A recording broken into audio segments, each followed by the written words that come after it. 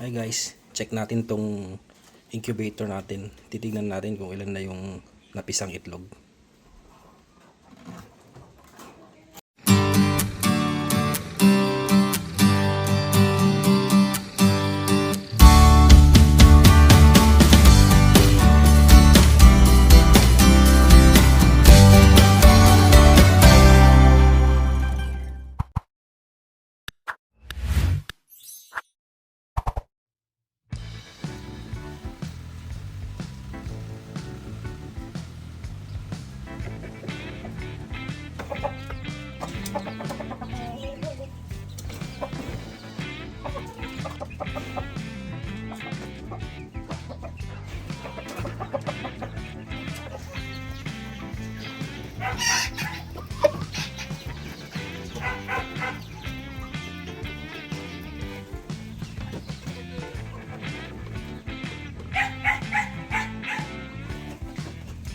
What's up guys? Welcome back dito sa Entong Sword Channel. Kamusta po kayong lahat? And sana ay nasa mabuti kayong kalagayan.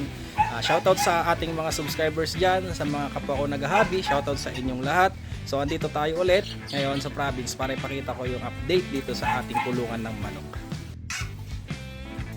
Hi guys, so andito tayo sa ating chicken coop, aka chicken garden. So kaninang umaga, yan, binilad natin yung mga alaga nating manok dito para maarawan naman sila paminsan-minsan. So ito nga, kulang pa itong ating scratch pen dito. So kailangan pa natin magdagdag para lahat sila maibilad natin in the future. So ipapakita ko yung update dito sa ating chicken garden. So kaninang umaga nag-ayos tayo ng mga lumang kulungan, pero actually hindi pa natin siya natatapos.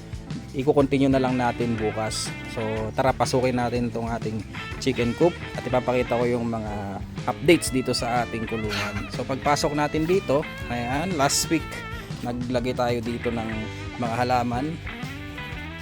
Ito yung gumprena. So naglipat tayo dito ng mga tinransfer natin na yung mga pinunla natin na gumprena, tinransfer na natin dito.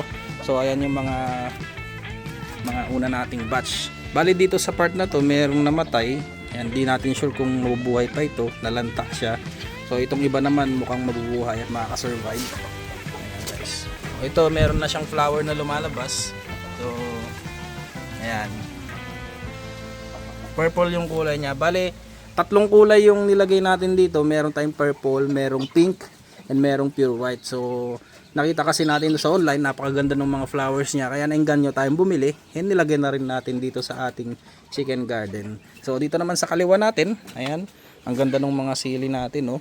Actually itong sili naman natin na ito, hindi natin siya na pruning before, so tumaas siya ng ganyan. Yung iba kasing mga nagtatanim ng sili, ang ginagawa is nagpuprune sila para mas marami yung maging sanga, tapos kapag namunga siya, mas marami rin yung ma-harvest natin. Ganon din dito sa mga iba pa nating tanim. Ayan, oh, kulang siya sa pruning. So yan yung mga sili natin. Dito sa right side naman may mga natira pa tayong gumprena dito sa ating mga paso. So yung iba dito is na-transfer na rin natin dun sa ibang area.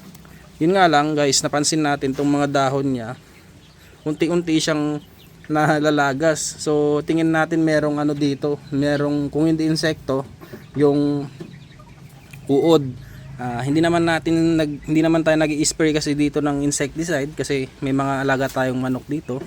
Ang mangyayari kasi baka mamatay sila, so nag-iingat din tayo. So pasukin na natin tong ating kulungan. Ayan. Dito sa ating breeding pen, ayan yung mga black matted pa rin natin. Nag-start na siyang maglimlim guys. Ayan. Ayan yung black matted natin. So madadagdagan na naman yung ating mga pasisiyo. By the way guys, sa mga nag-i-inquire ng ating CCO, mag-PM lang po kayo sa ating Facebook page, Entong's World Farm. So ilalagay natin sa screen yung ating Facebook page para makita ninyo, and kapag interested kayo, dun ko kayo mare-replyan. So yun lang ating mode of transaction. Makikita naman ninyo yung page ko dun sa Facebook. Next natin guys, yung ating Shamo.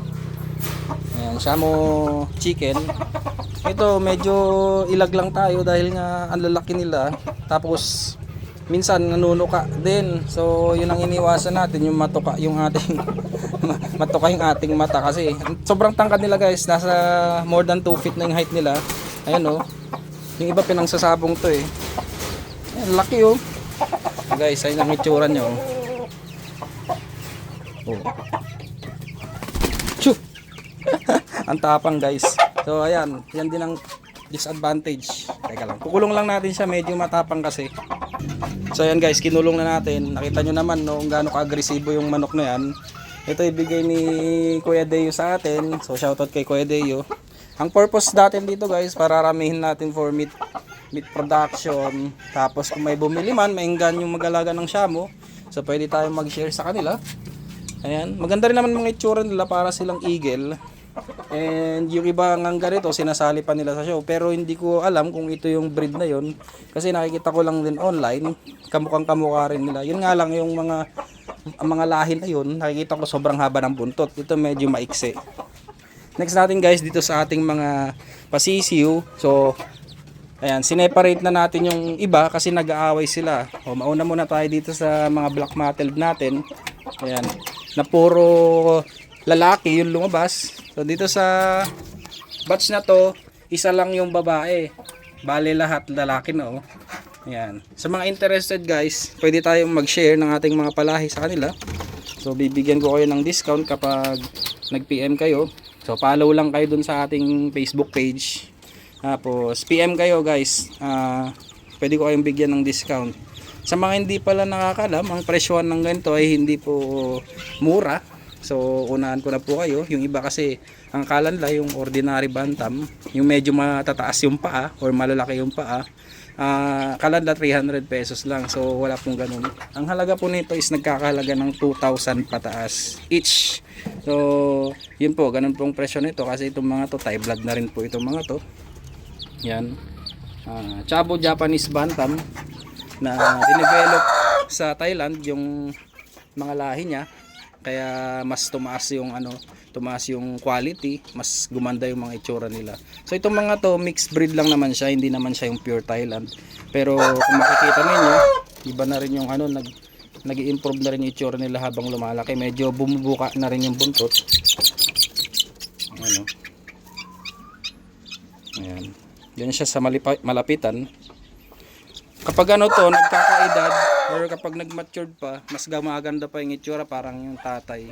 So ang nanay nito is lavender mottled, kinross natin dun sa tatay na black mottled. Ayan guys, ang gaganda oh. Meron tayong mga medium legs, tas meron naman mga short legs, ayun oh. Sobrang liit niyan guys oh. Tingnan niyo naman kung gaano kalaki oh. Next tayo dito sa ating, ito hindi na natin papakita tong silver birchen natin kasi napakita na natin to last time. Papakita lang natin yung mga pwede nating i-release dito sa sa farm. So next tayo, next cage or next room, ayan. Ito. Guys, yung mga benjarong natin, nabanggit ko nga kanina, pinaghiwa-hiwalay natin kasi yung iba nag-aaway rin. So yan guys, oh. Grabe oh.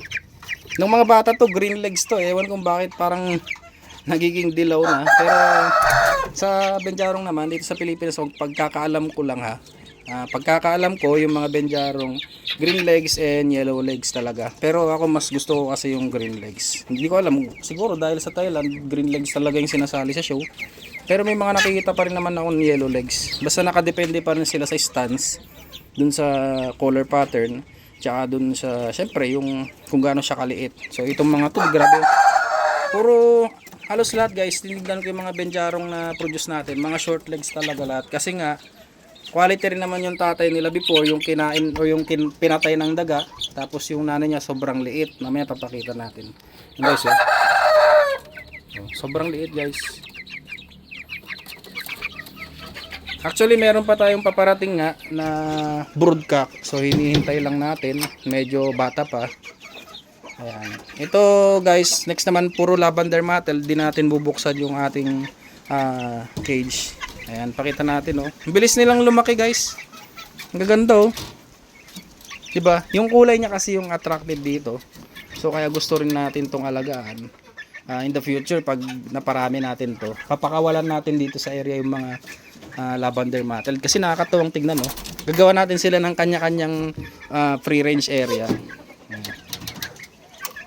Isa lang yung lalaki. Bali siguro i-keep ko na lang muna ito.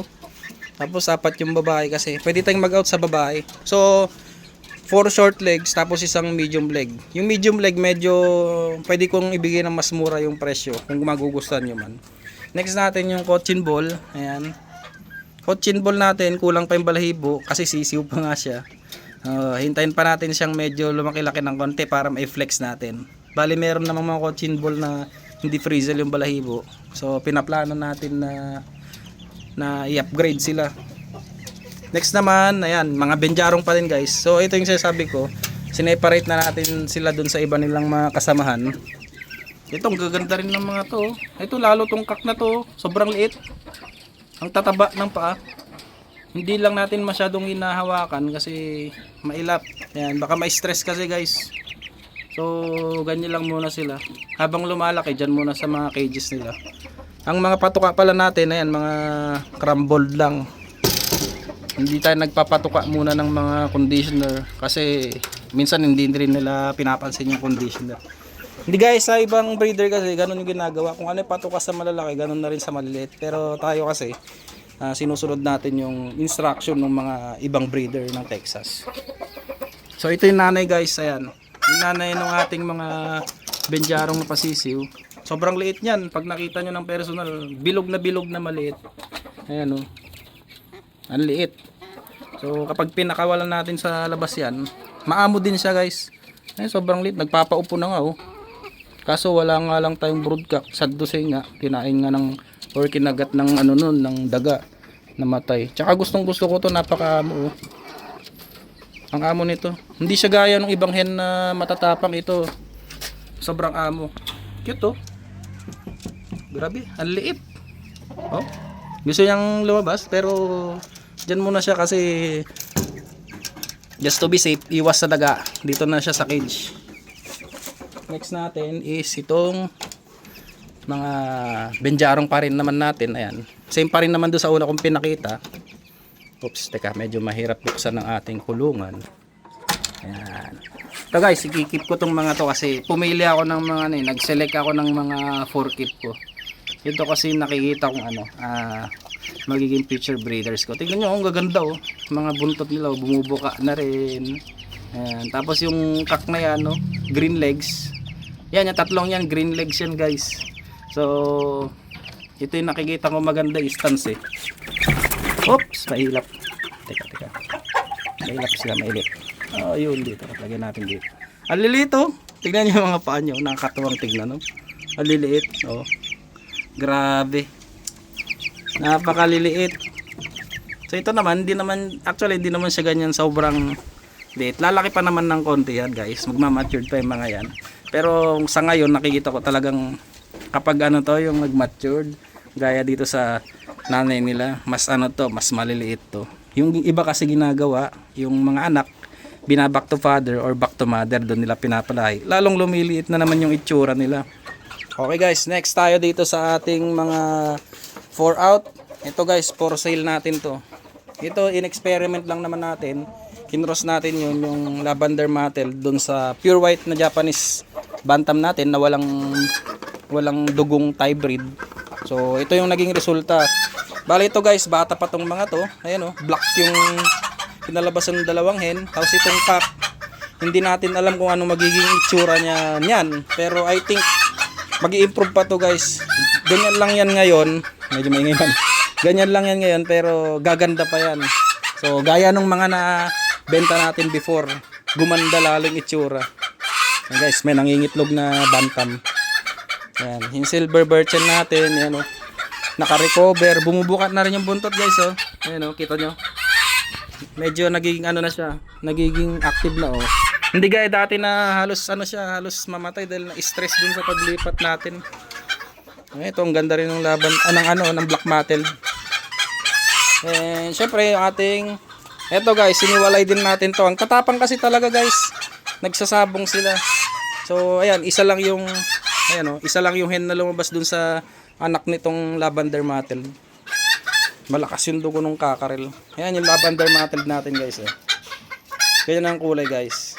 So hindi pa natin siya napapaliguan and wala pa siya. Ang partner na lavender mottled din ang kulay. So in the future siguro magpo-produce tayo or mag-experiment ulit tayo. Iba-back to mother natin yung isang kakarel dyan para maglabas siya ng lavender mottled. So turo din ni Sir Yet sa atin yun. Ganun lang din ginawa niya before. Binak to mother, back to father lang hanggang sa nakapag-produce na siya ng mga pure lavender mottled. Kasi ang attractive din ng kulay niya guys. Hindi siya yung typical na ano lang yung kulay na makikita niyo sa mga coop. So ang ganda. And lastly, yung ating old cage, ayan, umpisan na natin kaninang inayos. Kulang lang tayo ng material. So bibili tayo ng ganito ng bisagra kasi ito mga luma na to. Siguro kailangan na lang natin ng 4 na bisagra. So ayan guys, inayos na natin yung kasi ito yung old style niya or old design. Medyo mataas yung plywood dito. Ang ginawa natin, tinuklap natin kanina yung nandito sa ibaba. So next natin bukas ito. Tinuklap natin and medyo sinagad na natin din sa baba. Para kapag naglagay tayo ng manok, hindi sila na-stress gaya nung last time. So kapag gusto nilang sumilip sa labas, nakikita nila yung mga pupunta rito. Kapag may magpapakain na makikita nila. So ayan, in-adjust natin guys. So hindi nga na itsura niya ngayon. Tapos yung pinaka plywood, nagtapal lang tayo rito. Tinapalan lang natin kasi hindi na natin tinuklap yung luma, nilinisan na lang natin.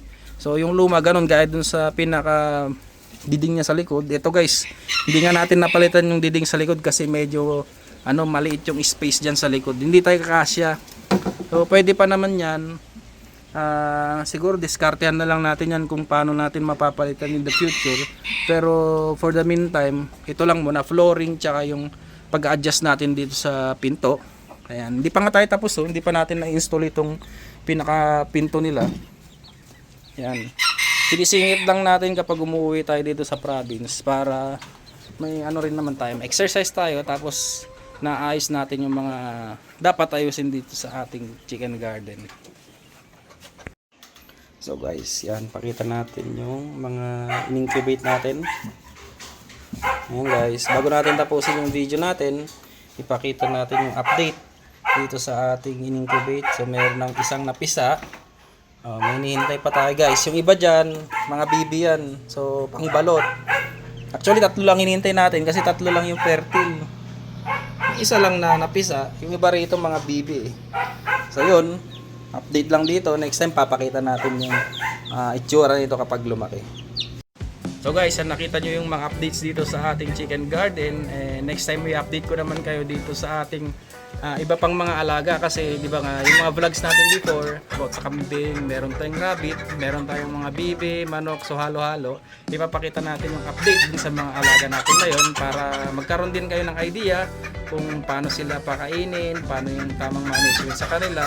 So yun, update ko kayo next time and sa ngayon focus ulit tayo dito sa ating pag-aalaga ng Chabo Bantam, tsaka iba pang fancy chickens. So kita-kita tayo next time guys. Shoutout sa inyong lahat ulit and happy farming sa inyo. Bye bye, God bless po.